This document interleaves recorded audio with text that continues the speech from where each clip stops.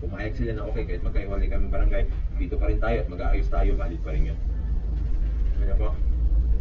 Ayan, sa tingin ko yan naman, yung panghuli actually, sabi niya, such other classes of disputes which the President may determine in the interest of justice upon recommendations of the Secretary of Justice.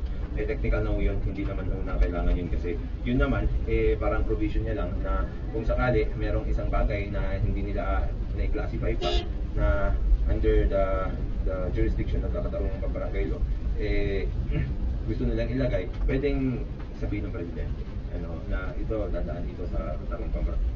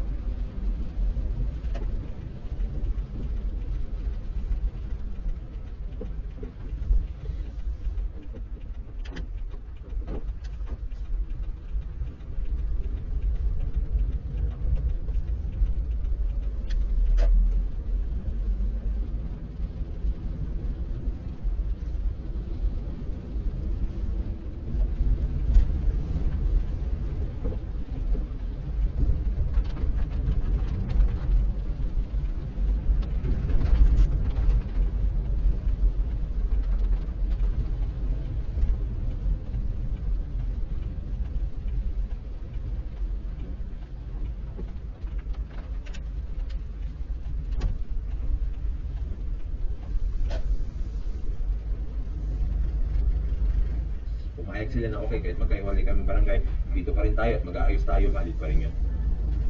Ano po? Ayan, sa tingin ko yan naman, yung panghuli actually, sabi niya, such other classes of disputes which the President may determine in the interest of justice upon recommendations of the Secretary of Justice.